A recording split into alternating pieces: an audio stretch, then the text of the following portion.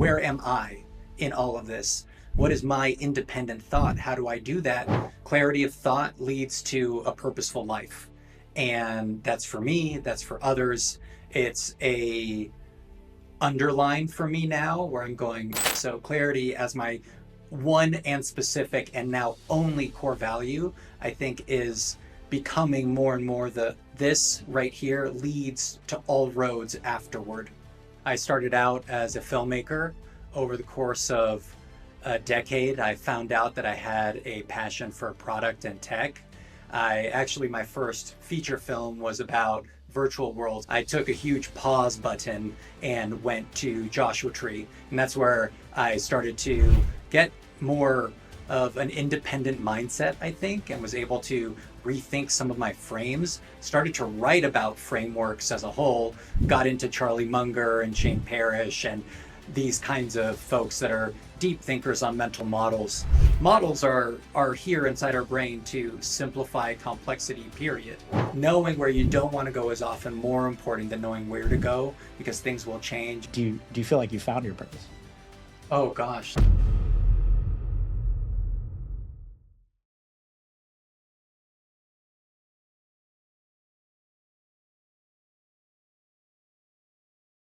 Hey, everybody, this is Robert. Welcome to the ABCs for Building the Future podcast, where we bring on leaders, founders, researchers, entrepreneurs, people on the front lines building the future, people doing big things with big stories to tell. Today, we have on my friend Juan Carlos, who is a senior vice president of technology at Intercare Therapy, has a very illustrious career in product and strategy and technology, and is also building a really cool thing on the side, which I will save for him to talk about when he introduces himself. So Juan, welcome to the pod, and could you tell the audience a little bit more about yourself and the thing you're building on the side? Yeah, absolutely. So I started out as a filmmaker. Over the course of a decade, I found out that I had a passion for product and tech. My first feature film was about virtual worlds, and I think the bug started to gestate there. And then over time, I found myself driven by an interest in where technology is going. I want to get my hands into it. And ultimately, when I made the switch, it was through a social impact company called Participant, and it was using this platform called the Take Action platform. So fast forward, ended up growing into a leader in tech. And then ultimately, in the last 3, 4 years, I've been writing about mental models and life design. I think, and in my personal life, I made a big switch from living in the city. I had been in New York City and then I moved to LA. And then I thought, I need to find some place to get my own sense of space again. I needed some clarity from everything, all of the noise that I've been sort of imbibing throughout my entire life. And so I took a huge pause button and went to Joshua Tree, and that's where I started to get more of an independent mindset, I think, and was able to rethink some of my frames, started to write about frameworks as a whole, got into Charlie Munger and Shane Parrish and these kinds of folks that are deep thinkers on mental models. And that's what really drove me to say, hey, I want to build a deck of cards. This deck is for me. So this is just me writing down on paper, right? I'm writing down all of the mental models that I think are valuable to me and which ones are the most useful in any given moment. And then I'm putting them right there on my desk. Every day I'm just learning these cards, going, gosh, this is really helpful.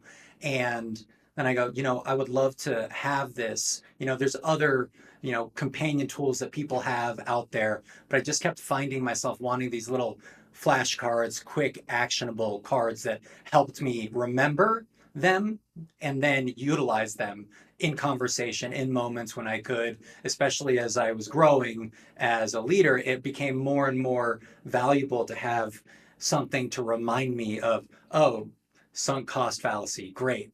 Just keep that in your brain. Circle of competence, wonderful. Keep that here, right in front. And so I created those cards. Then I said, ChatGPT comes out. I start going, man, I should build an app, right? And I'd never built an app before on my own. I'm, a product person, design focused, more on the less on the technical side. So this was the first time where I could go, hey, I can build this on my own.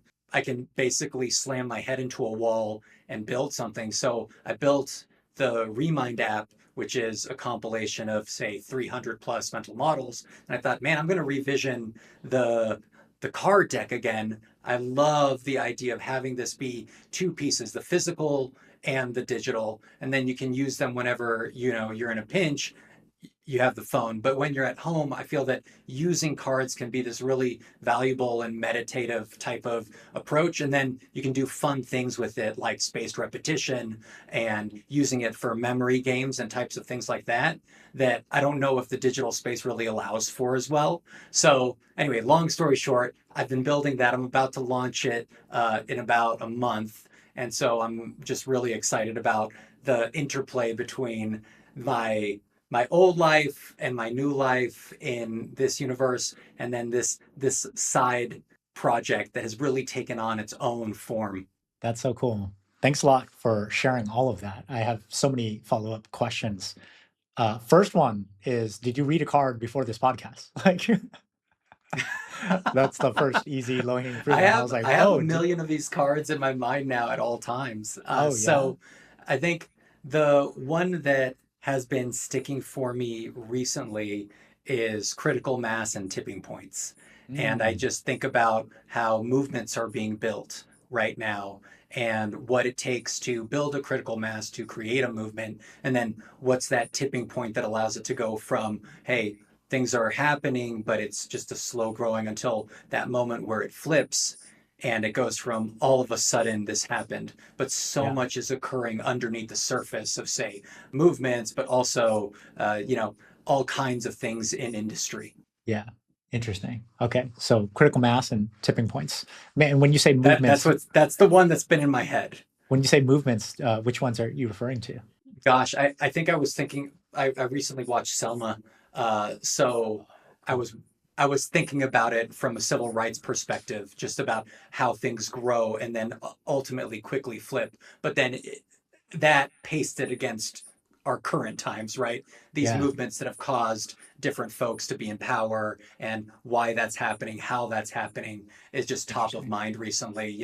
How Elon suddenly becomes like a co-president is an Yeah, interesting concept around how he gained this critical mass and there was this tipping point for him to be able to make a switch over of that kind. So there's all of these kind of built in places where this occurs. I mean, it happens in business all the time too, right? And so I think I've just been thinking about it. It's been in the back of my head as one interesting. random model that has been percolating.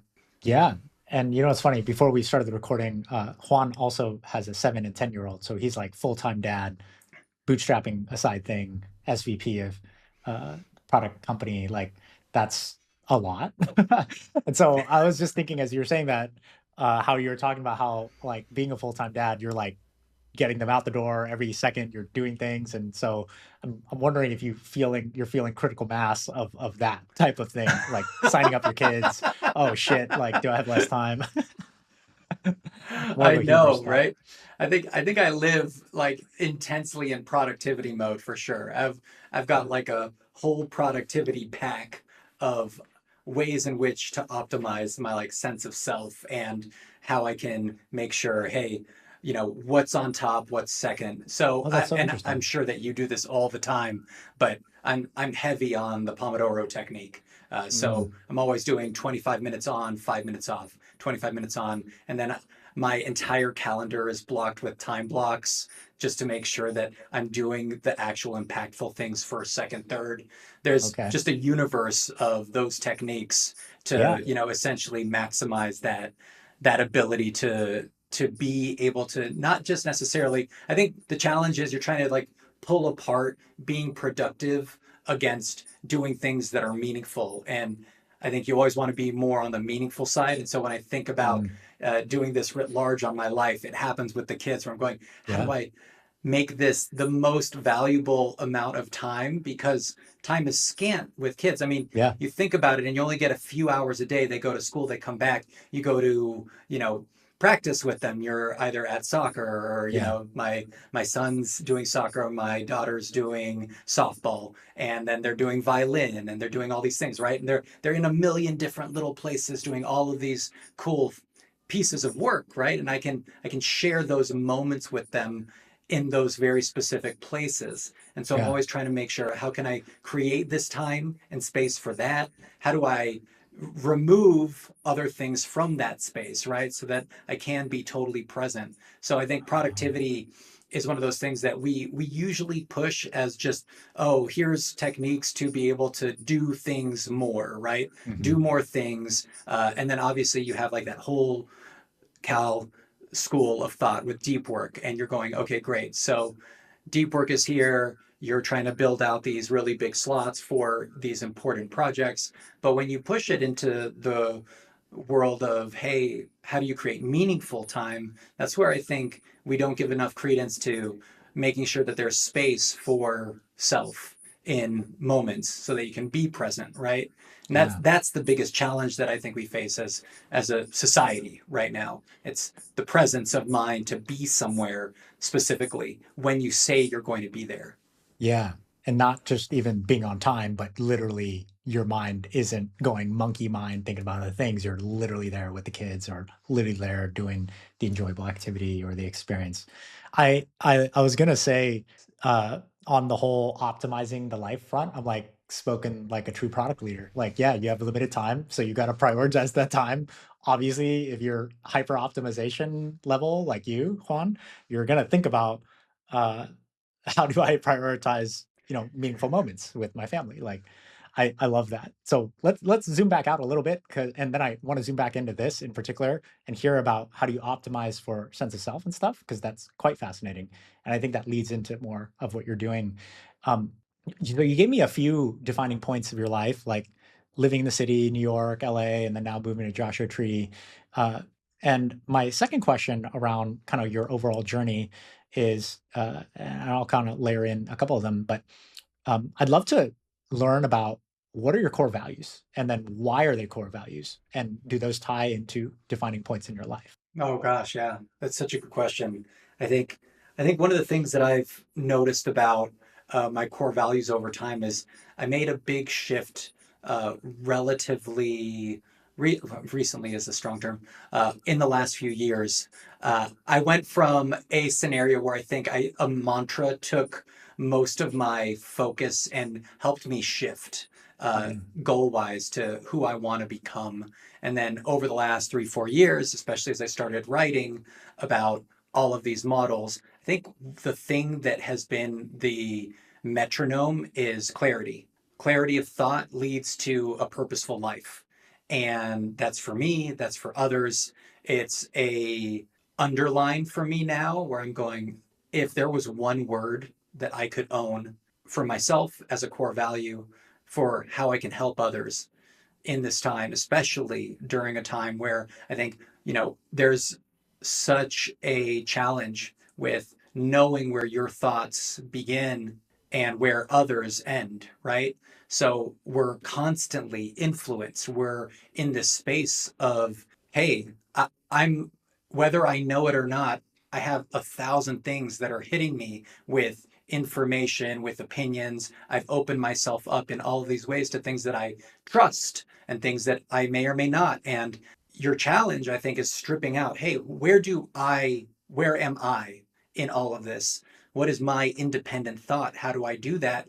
And all of that stems from clarity. So, clarity as my one and specific and now only core value, I think is becoming more and more the I get it.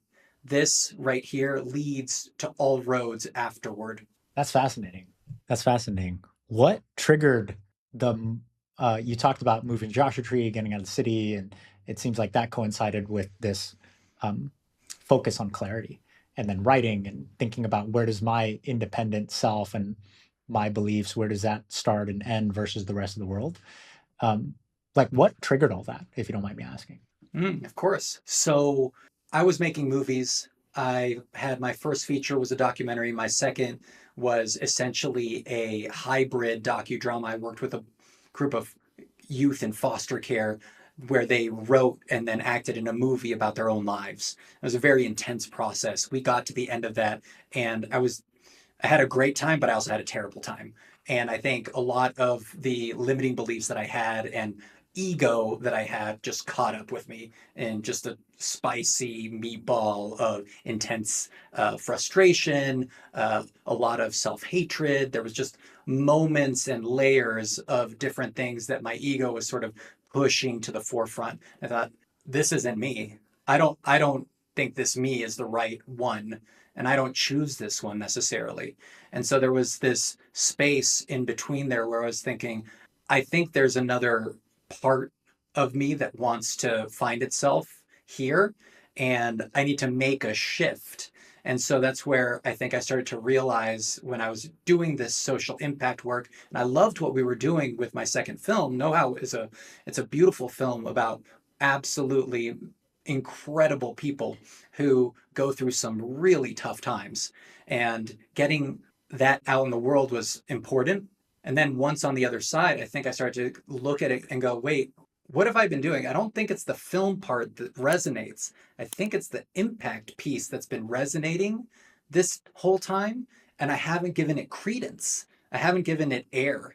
And there was this space where I thought, okay, now that I'm here and I'm starting to see that the things that I've inbuilt right in my psyche aren't necessarily working for me, how do I just, and I think the biggest model that I think I can use here is kintsugi, right? I, how do I let go of this coffee cup and then rebuild it and create, this golden joinery and celebrate the scars of what's occurred to me. And so I think in that moment, I'm rebuilding myself. I'm seeing something new, and that's when we go, we need to leave, right? We have to go somewhere. And we found this place in Joshua Tree, and it was just a perfect respite for us to, I think, especially for me, to find my thoughts and to find self again. And then honestly, eulogize the old self, right? Say, I have so much love and respect for where that person got me. And also, I'm so excited for the person I'm becoming. Wow, very powerful words. Very powerful words. Thank you for sharing that deeply personal journey of understanding, hey, I'm working on my second film, went out into the world, and then just questioning things and then understanding more about yourself. Like it was an opportunity to learn more about yourself, it sounds like, and what actually fuels your purpose. That's what I got out of hearing that. Like it wasn't the movie making in particular, it was the overall impact that had. It sounds like that was the most purposeful part of that to you. Follow up question: do you know what your purpose is? I think everybody purpose is like almost a conflated word these days. Like it and but I hear a lot of, hey, like, why am I here in life? Like I hear, especially now Mm. with super intelligence around the corner, and especially there's a great data point I'll throw out there. 2.3 billion ebooks of data are created every 10 seconds, right? So it's like most people don't even read a book a year, right? So it's like you're inundated with all this noise, this data. Um, and so obviously I take Thich Nhat Hanh, his Buddhist philosophy is really like you you are what you eat, and information is food. TV, media, that's food. And so that makes its way into your mind, into your belief systems, and then you end up someday, like I have been in the past, like are these my thoughts or are they somebody else's? So that's a lot there. I'd love to hear your reaction and take on that, but also just pointed question like, do you feel like you found your purpose? Oh gosh, that's what a wonderful. So I think I've had a couple of different feelings about what that is Yeah. to start. And to play it back, I think a couple things that are interesting about what you said. One, the amount of information, right? That's just deeply embedded in our system. So I think one of the books that I read was Designing Your Life. This was probably like 10, 15 years ago now. Uh, and it's such a good book for couching this concept of, hey, all of these belief systems that you have, that you've been either told by yourself, by your parents, by your influences, by your friends, who you are, what you are, how you're supposed to be, how you're supposed to exist. all of those things are embedded within you, right? And you've created these biases, you've created this sense of self off of all of these different places within you. And so it's very challenging to find your way out of that box, right? And can we really? And I think that the jury's still out, right? How much free will do we have over our ourselves? And I don't know if this is going to be a total aside. I swear it'll come back. But there's a book called Determined that's about the concepts around free will and how little free will we have in life, realistically, right? Both from a scientific perspective and then just from a writ large, once you think of it from the perspective of, hey, when I go to pick up a pen, right? Actually, your entire system has been doing that seconds before you even thought about it, or milliseconds before, nanoseconds before you thought about it. So nothing that you think is your will is actually your will. It's determined. And they, layer on top until it's society determines this, the world determines that, the universe determines this. And all of a sudden, you're essentially like a fully boxed in, no free will, right? So there's this compelling sense of what you are is what you are, and then there's other compelling sense of, wow, well, in this space where I do feel, and I think we all feel, we have ownership of ourselves, agency over ourselves, have free will. What do we do with it? And for me, I think when I think about your question, which ultimately is purpose, the I think the answer is we have to define it for ourselves. And for me, I have defined it now as this one word. So it's not necessarily a pursuit in and of itself towards the purpose of life is X. It's I am pursuing clarity, and that pursuit ultimately will drive me to the right place. But there's the destination, I think, is problematic when we think about purpose because often we conflate destination with purpose rather than purpose being a more amorphous theoretical way to exist that will allow us to find our place in the universe. Fascinating. I could talk to you all day, I feel like.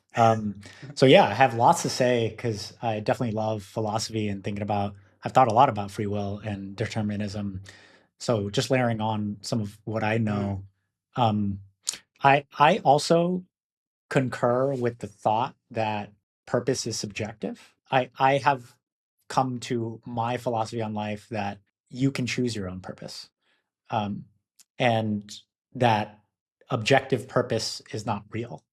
And interestingly enough, subjective purpose to me is very real. And so I think objective purpose is this thing I used to think was true. And just in the mm, course of my life, I've realized, oh, there's beauty in realizing, hey, what if there is no objective purpose?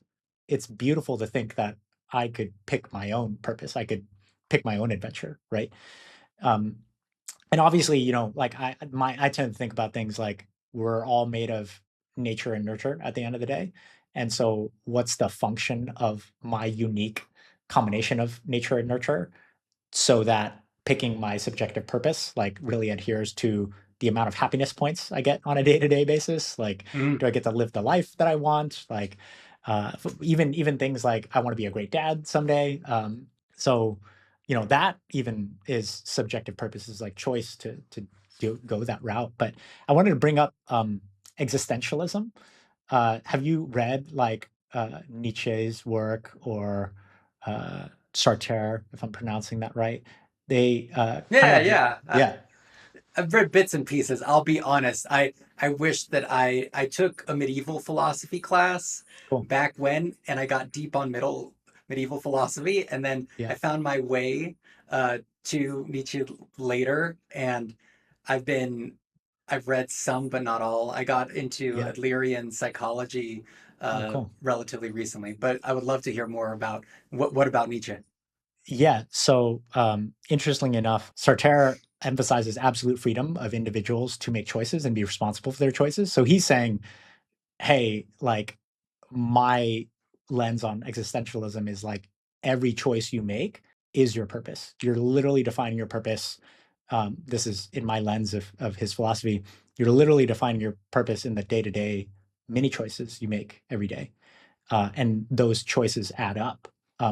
There's a great quote that I think exemplifies this well, which is, it's not just the choices you think that matter, every choice matters.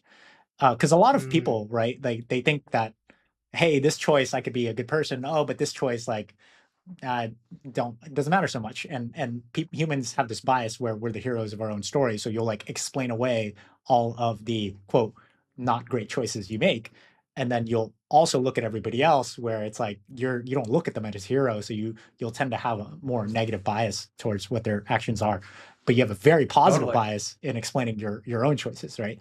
And so he has this very very powerful concept of every choice matters.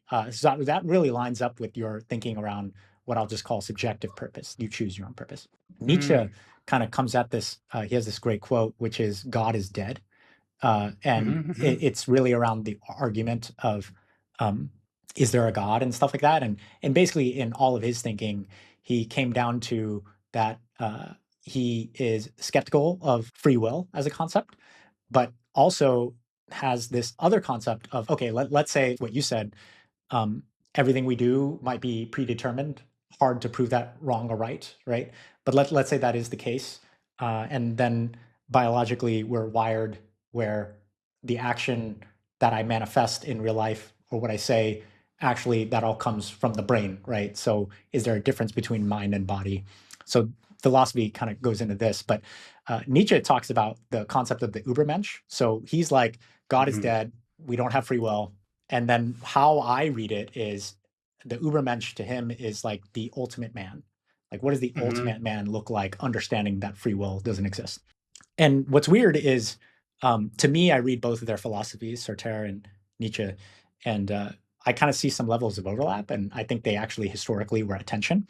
But basically, he says, okay, there is no free will, but within the scope of your life, you could just be the dopest person ever still. Like all your choices still matter within that scope. And so to me, I umbrella that to like, oh, they both kind of agree on purpose is subjective, but then there's like a scope and context to what they would call freedom or freedom of will. So I read about these philosophies and I started thinking like, oh, freedom is really just like scoped. Like freedom just has scope and context, right? If you look at the scope of the overall universe and you take on the philosophy of, hey, we're all here from stardust, and there's this other interesting philosophy I heard about recently. I'll send you this talk. This guy, Benjamin Bratton, who is like a PhD philosopher, is talking about how technology is born when philosophy learns to ask the right questions.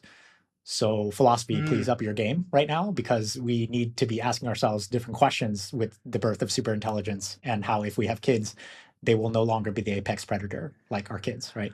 So that's really interesting. So, what are we to do here? Um, and he argues for this concept of not just evolution of humans, because we humans tend to think of like our own evolution and Darwinism and survivalism and stuff. He talks about technology evolution. So he kind of makes the argument that apes made fire from rock, and now we have put intelligence into the rock, and it is helping us make sense of the 2.3 billion ebooks made every 10 seconds or whatever, right? So, so another way of Mm. looking at that is, would we know there is climate change if humans weren't evolved from stardust at the will of the universe to then ultimately make technology like magnifying glasses to telescopes to give us more sensors of the world, to learn more about the world, and then build sensors that point up at the sky or measure the ocean depths, and that will tell us that we have climate change, right? And and Mm. and basically, was humanity's purpose predetermined, and it's just a scaffolding of technology evolution over time, where now we're at this point in time where we apes started off making fire from rock, and now we have put intelligence into the rock. So I came up with this quote. There's Rene Descartes, another famous philosopher, had this quote: "I think, therefore I am." Really, one of the most famous quotes in all of time. And I've been thinking about this quote. Uh, it thinks, what are we? Like, I think that's really Mm. the question of this time period. So a lot there, but I want to just concur. I think we overlap on like purpose is subjective. All your choices matter. And I just wanted to layer on some of the philosophy that I learned, which intersects with yours. I think you would enjoy reading about these specific philosophers around existentialism. Oh, absolutely. I have read some Nietzsche. I think one of the things that I've often been challenged by, I haven't read much, sorry, uh, but with Nietzsche, one of the things that I've been challenged by is that concept of the Ubermensch and what that means and what it took on during its own time, Yeah. right? And Yeah. then how do we pull apart this concept of an optimized person? I don't know if I agree necessarily with the concept of chasing your potential constantly, right? And that it's all about having this, meeting or exceeding, right? We get caught in a personal potential trap from this angle often from my perspective, and we end up with this over optimization as part of who we are, and it's a very Western type of problem. And I think it stems from, to your point, I love some of what you were saying. I haven't heard the concept around that specific way that you sort of framed up knowledge. So I'm very curious about that talk, and I want to deepen my understanding there.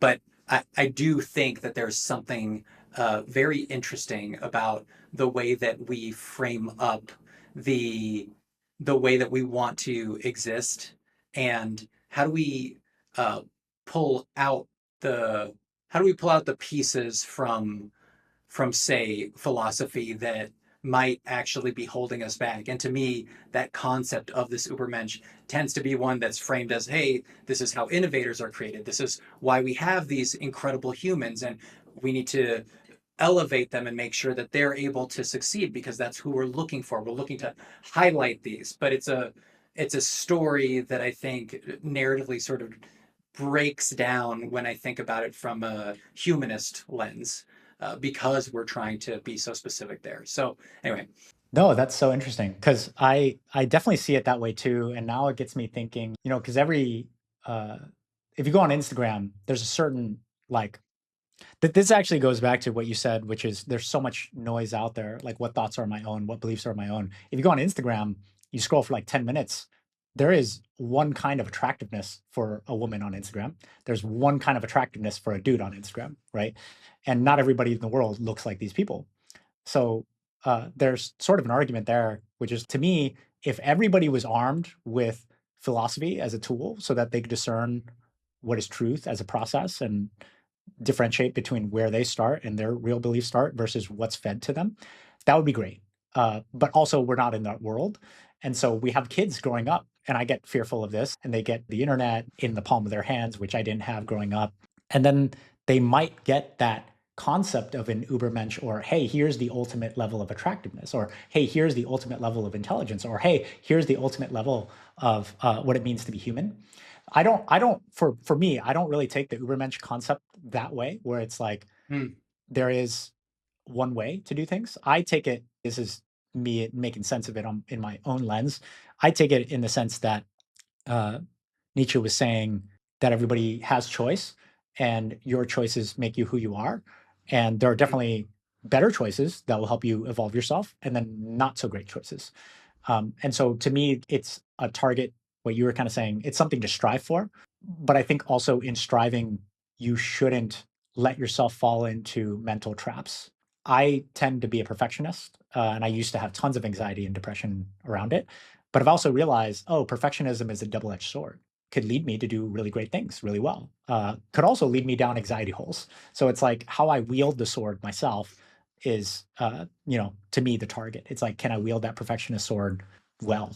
That's how I think about Ubermensch. It's like a striving to be thing. Like, how do I be the best version of myself? Only I could really answer that, right?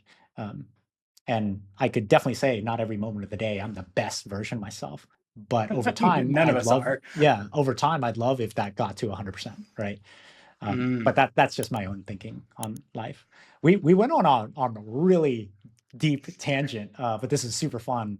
But just bringing it back a little bit. So you told me about your core values around clarity, your main core value around clarity, and then that tied in with your move to Joshua Tree, and after your second feature documentary, and where you learned that hey, it's actually the impact that matters to me, and so you kind of went off, did a lot of writing, did a lot of deep thinking, and found yourself.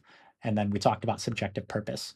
Um, I think this might be a good time to talk more about the side project you're working on. You talked about it a little bit, but like I'm sure that was inspired by that time period, moving to Joshua Tree, finding more of yourself, figuring out your, subjective purpose. So tell me more about like you had said originally, like there's all these mental models and stuff like that you see out there, and you didn't quite have something that really fit your use cases.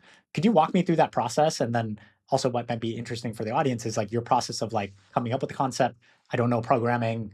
I'm sure maybe you didn't know how to make board games or cards either. So like, how'd you figure that out? And then now, how are you figuring out the launch? That would all be really interesting to hear. Yeah, yeah. Oh my gosh, there's so many different pieces there. So I think in terms of origin story, I think I got into a bit of it where and how I started thinking about models, right? Uh, I think the moment that I started to pursue them, I started getting books, right? So there's Charlie Munger's books, there's Super Thinking, and Shane Parrish has all these mental model books. I'm pointing at my shelf because I have all four of his.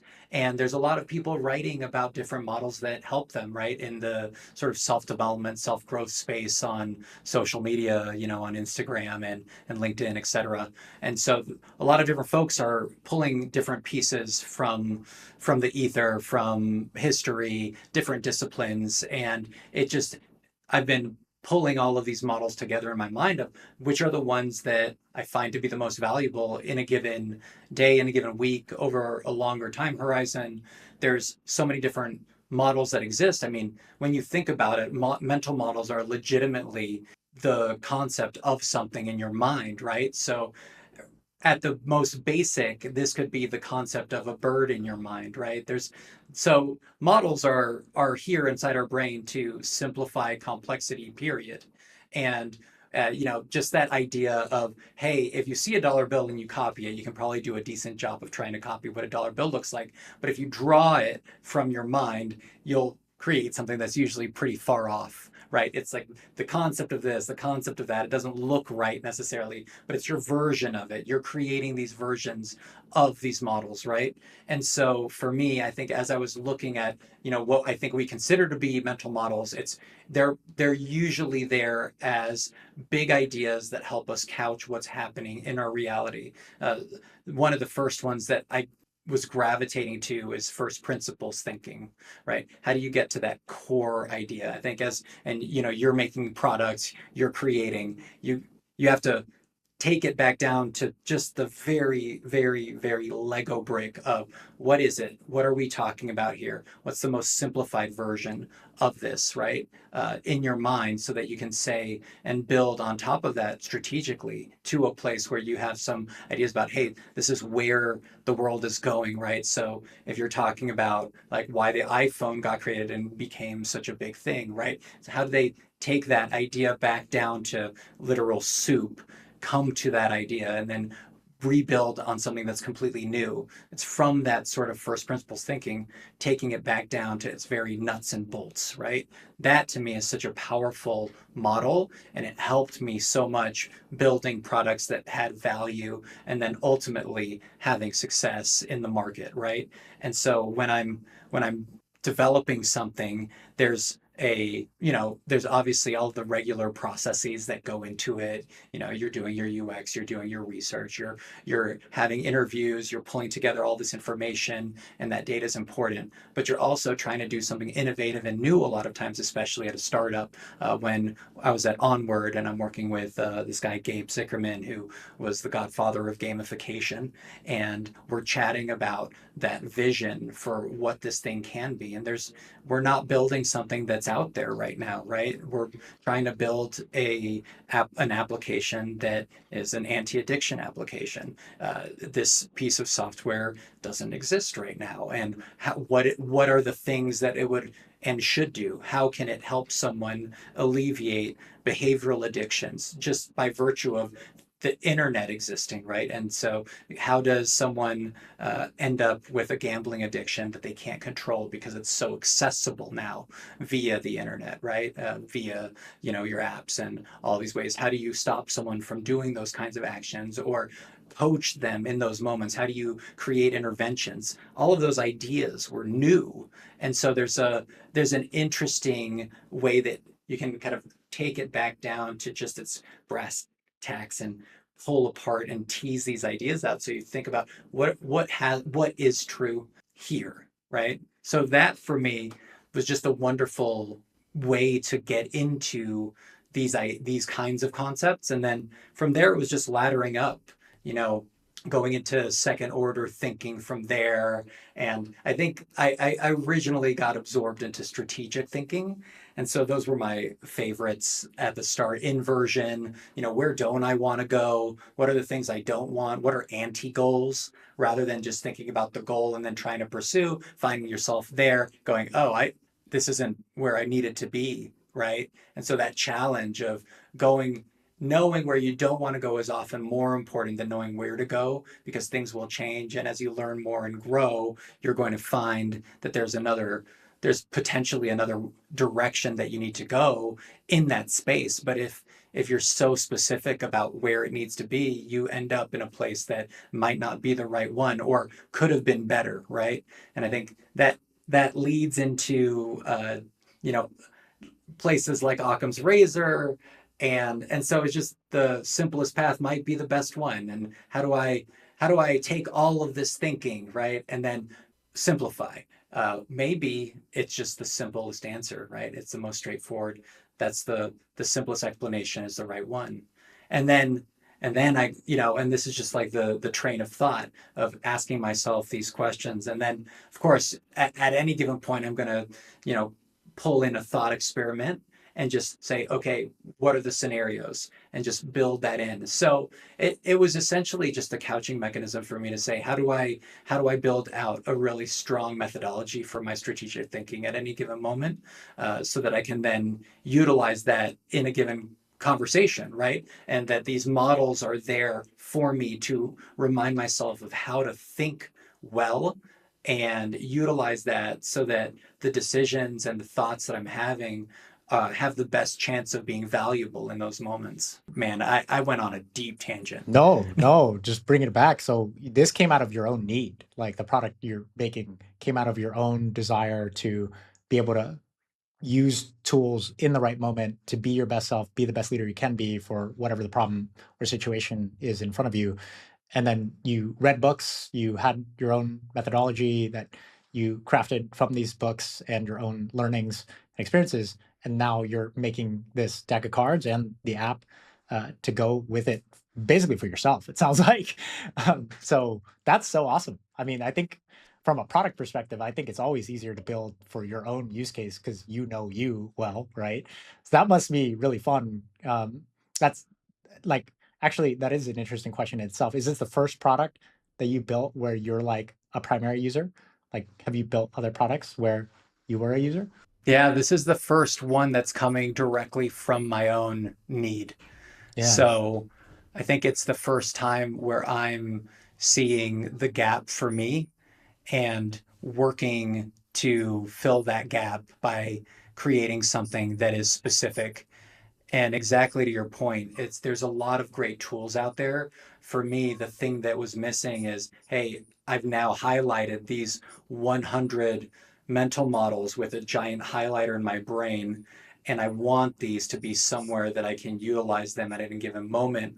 And then I think one of the cool things about these cards that I don't necessarily see with some of the others is they're all numbered because I created a lot of recipes for them. And so Oh, a cool. recipe is essentially the lattice work of mental models, right? If you're Yep. going to the concept of it, it's essentially all of these in concert work, right? So Charlie Munger, you know, said that 80 to 90 models will carry 90% of the freight of making you a worldly wise person. And so, Mm, you know, from that perspective, I think, well, here's 100. So here's 10 more than you need, but also here's the 100 that I think are most valuable.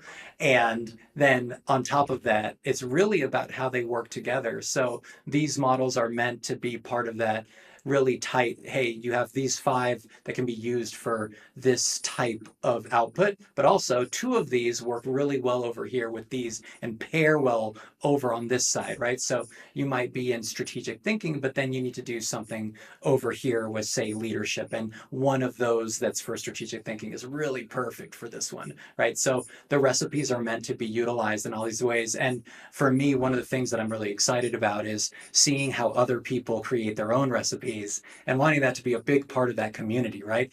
What do you think? How do you want to build? What are the things that are valuable for you? And how can you share that with us so that we can then be better off for having your knowledge and how you're taking these cards, but also ultimately the app, which similarly you can build out these recipes, right? So you're going to go, oh, here, how do I take these 3, put them together, but also share them because we all need to know how to use them. Right now, there are only a few different ways that I've seen them pull together these concepts of like, oh, the Lollapalooza effect, right? Of these in concert can be more persuasive. And, if you look at it from just a perspective of like that original definition that, they have, it's, hey, you're at a Tupperware party, liking bias takes effect, social proof takes effect.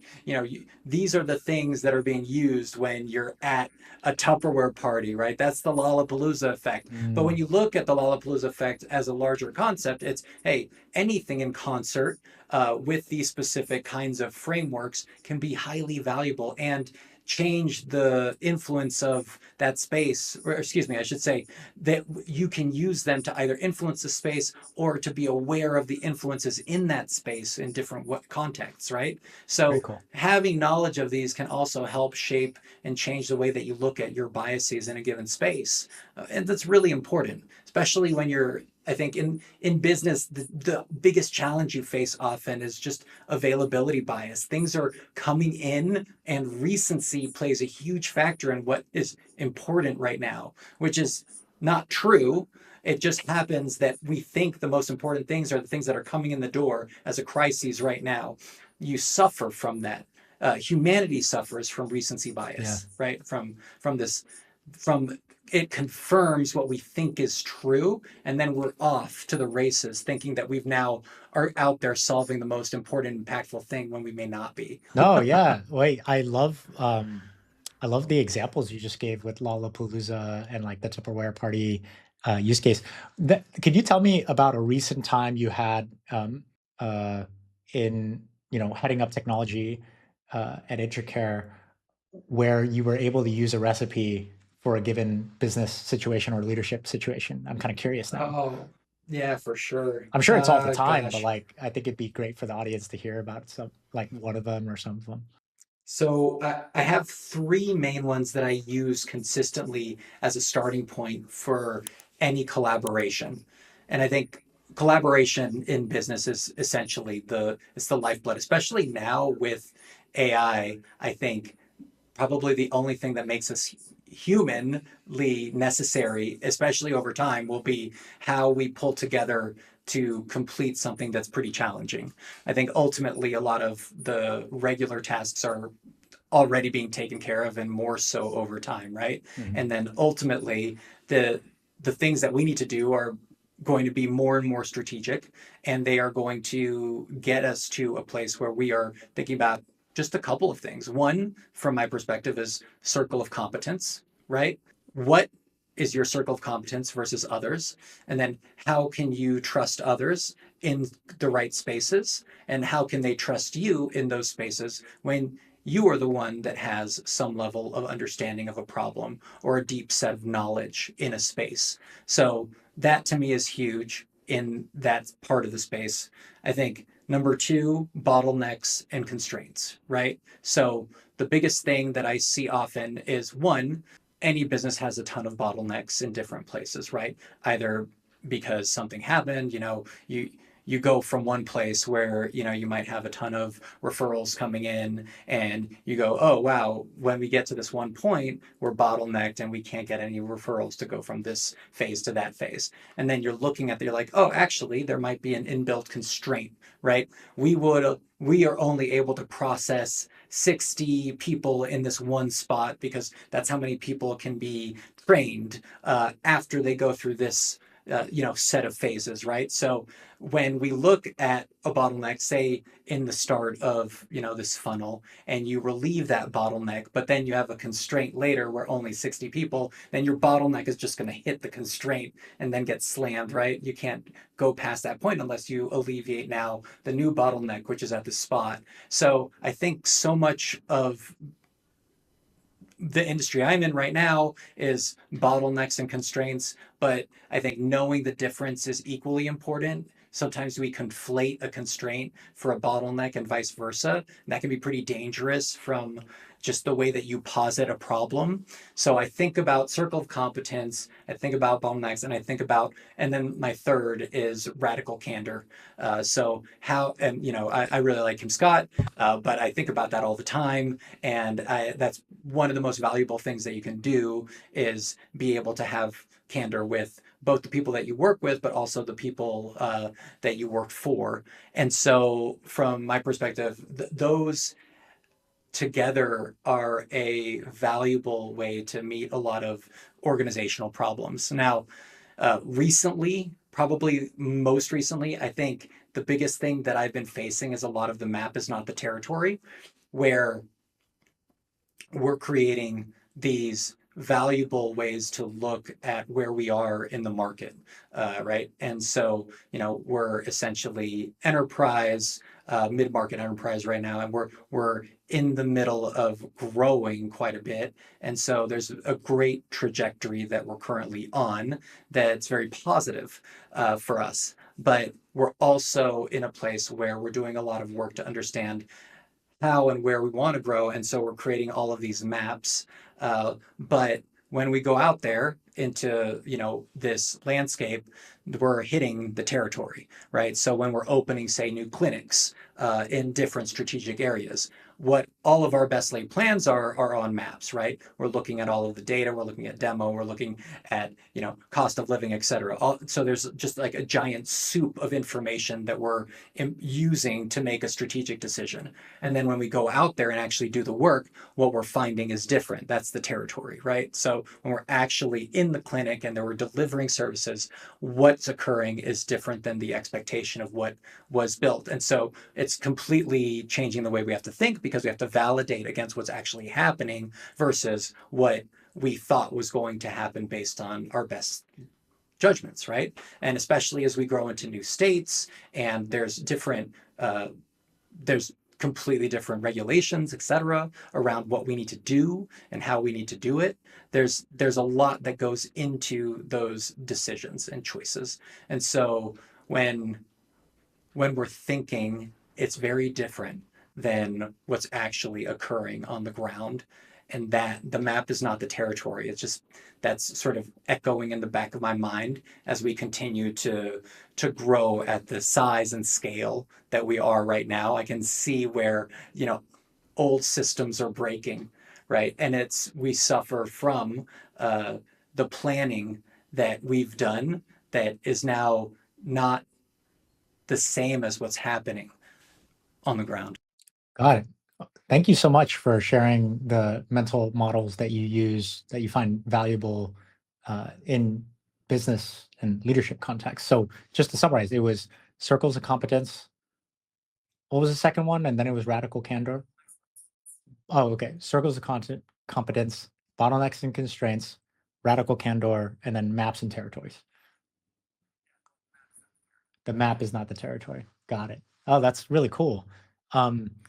As you were saying this, I couldn't help but think about, do you have, like, every leader has a team and you probably have leadership principles or a manifesto for the team.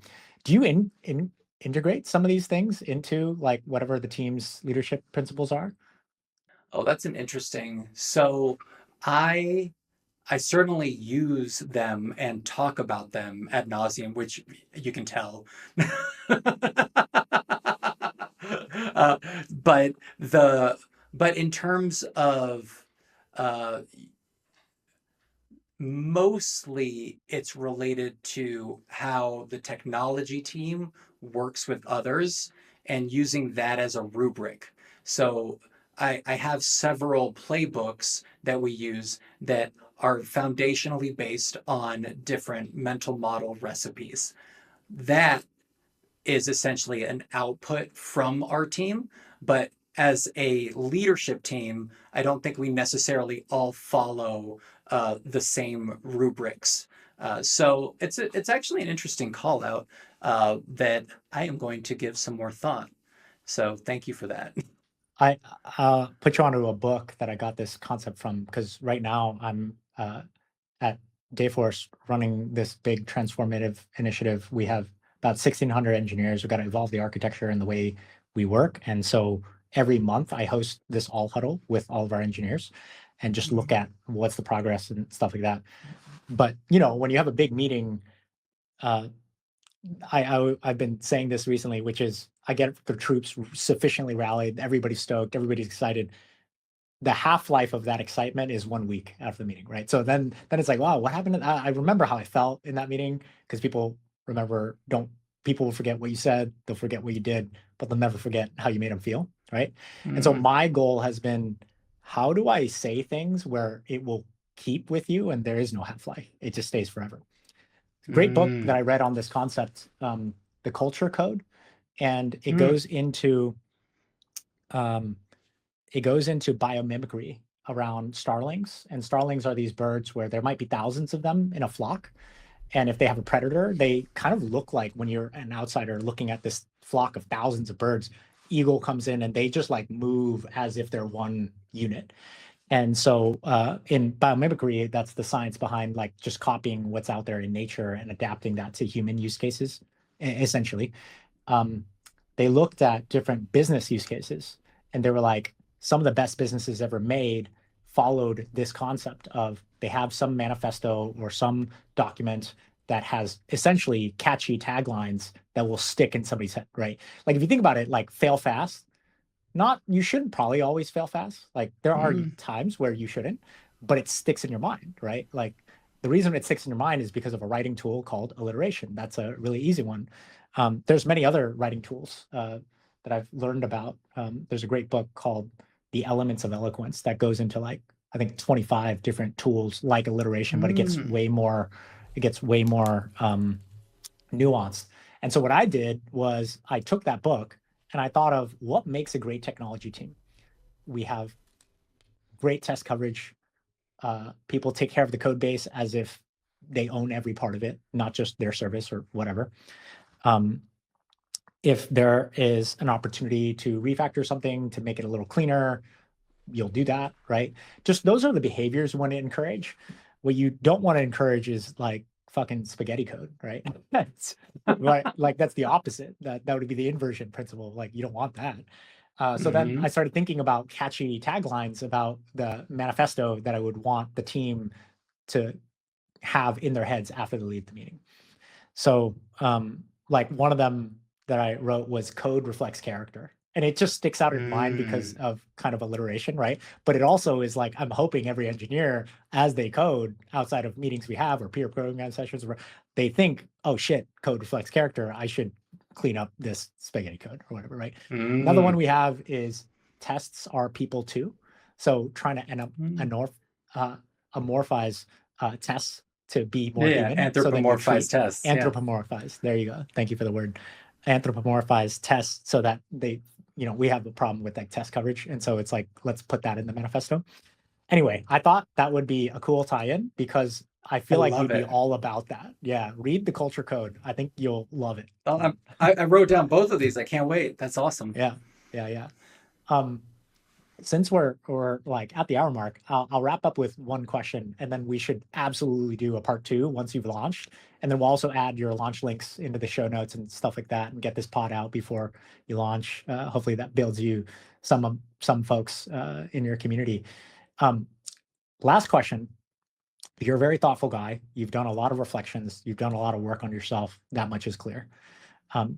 If you had 1 hour with your younger self, who was just the Juan that was just starting his career, what are the top 3 things you would discuss? Like, or let's say you had, 30, 60 minutes with younger Juan, what would you talk about?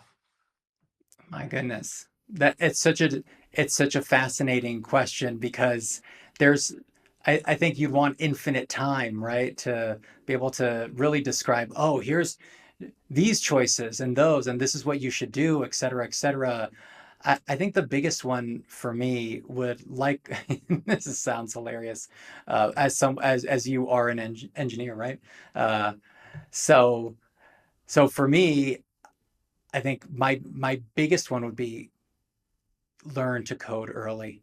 Go learn and build that muscle and take a minute to think through that kind of mindset, because that logical mindset is such an important and good couching mechanism for a way to stack logic and utilize that for the rest of your life to be able to solve problems. And one of the things that I learned much later, right? How to solve those kinds of puzzles. So for me, one big one, go learn to code. Go, go, go. Go now, go early. You might not need it way in the future, but you do need it right now. So that would be one big thing. And I think the other one is more philosophical. And I think it's the recognizing to recognizing that there's a difference between being stubbornly on a one track, this is what you have to do. You told yourself that you're going to be this one thing. Your whole life is going to go in that direction, and you are headed toward that, and that's being this one auteur, filmmaker, XYZ. That's what your goal is. Take a second, recognize and think about the things that you love, right? And just take that giant step back and actually ask those questions, because I think you're going to find those answers to be, one, disturbingly different than you see them right now. And then two, that you can find that curiosity now and go after it as fast as you can, because going in that direction and being able to follow that curiosity is going to take you to a much better place much faster and give you that uh, and we've talked about it a bit, but that sense of self is going to start to find its way through all of your exploration.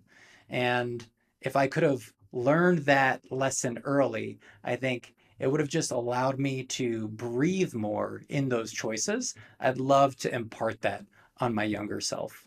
So probably more the latter than the former, but also just get coding. Yeah, that you got to have the tactical with the spiritual growth, right? Like you got to take the two-pronged approach to influence, right? Exactly. That's awesome. That's awesome. Thank you so much, Juan, for joining me on the ABCs for Building Future podcast. I can't wait to hop on yours. Maybe by the time this Get comes coding. out, you have a link to a wait list to that. I'll add it to the show notes too, if that's the case. And then we'll definitely have a part two after you launch and things get Exactly. less chaotic. But yeah, I guess I'll end the pod here. So thanks, audience and listeners, for listening in on our conversation. This has been a podcast, ABCs for Building the Future, where we bring on people doing big things with big stories to tell. I'm sure you could see that was the case with Juan and his very interesting and illustrious experience shaping from, impact, video, film, all the way through to now SVP, head of technology at a software company in tech, and also bootstrapping something on the side and being a full-time dad. I don't know how he does it all, but he's definitely doing big things and has big stories to tell. So we can't wait till next time. Thanks a lot, everybody. Hope you have a great day. Take care.